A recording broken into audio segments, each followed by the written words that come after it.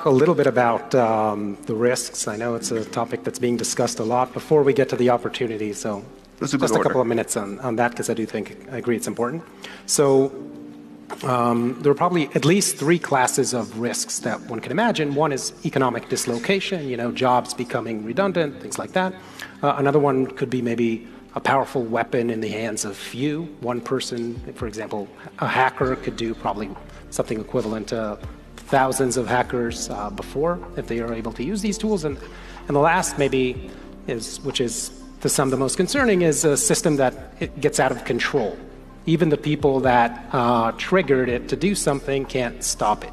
So I was wondering what you feel like is a likely scenario on each of these. Okay, the likely scenario on each of the risks. Economic dislocation. Let's start with that. So you mentioned three: economic dislocation, hacker, super intelligent AI being out of control.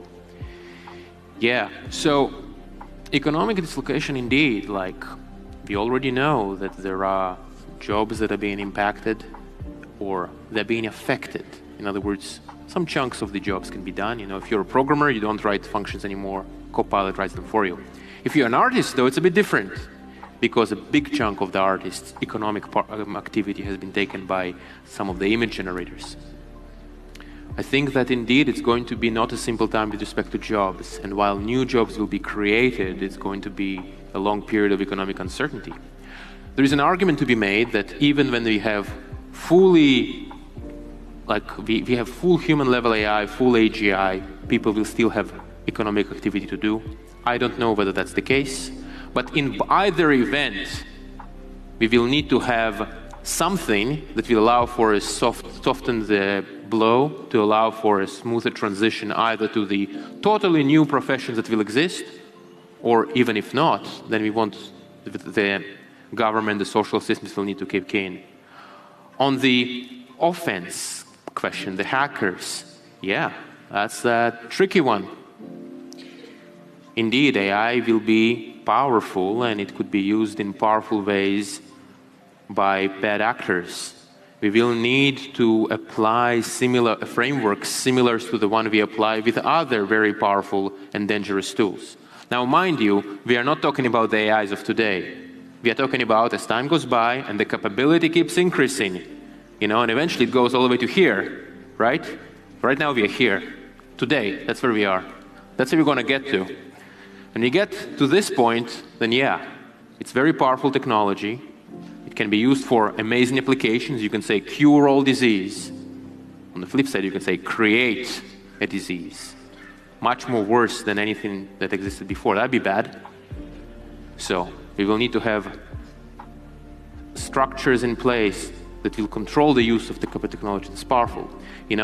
Sam has proposed a document where we said the IAEA for AI to controlling very powerful technologies, but for AI specifically. That's the IAEA is the organization which controls nuclear power. To the last question, the super intelligent AI that's out of control. Yeah, that'd be pretty bad. Yeah, so it's like it would be a big mistake to build a super intelligence AI that we don't know how to control. Can I add a few? Yeah, of course. Bestow a bit of optimism. Well, that part, I have nothing to add to that last sentence. I strongly agree. On the economic point, I find it very difficult to reason about how this is going to go. I think there's so much surplus demand in the world right now, and these systems are so good at helping with tasks, but for the most part today, not current jobs, that I think in the short term the picture actually just looks pretty good. It's going to be a lot of dramatic productivity growth, and we're going to find out that if you can make programmers 2 times as productive, there's more than 2 times as much code that the world needs, so it's all good. In the longer term, I think these systems will do more and more complex buckets of stuff, and categories of jobs, some of them will go away, but some others will turn out to really need humans, and people really want humans in these roles in ways that are not very obvious. One example is that one of the first times the world saw AI was when Deep Blue beat Kasparov, and everyone said, chess is totally over. No one is ever going to play chess again because it's not interesting. And that was just consensus that everybody agreed with. Chess has never been more popular than it is right now. Humans have gotten better at chess. The expectation has gone up. We can learn better with these tools. But people still really want to play, and humans seem to still really care about what other humans do.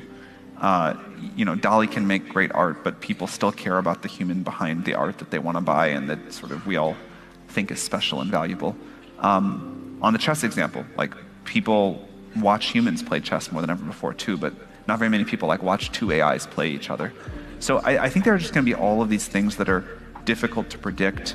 The human desire to differentiate, to create new things, to sort of gain status, I think that's not going to go anywhere. But it will somehow look really different, and I would bet that the jobs of 100 years from now look almost nothing like the jobs of today, many of them. Some things will turn out to be weirdly similar. But I do really agree with what Ilya was saying, that no matter what's going to happen, we're going to need some sort of different socioeconomic contract as automation reaches these heretofore unimagined heights. Okay.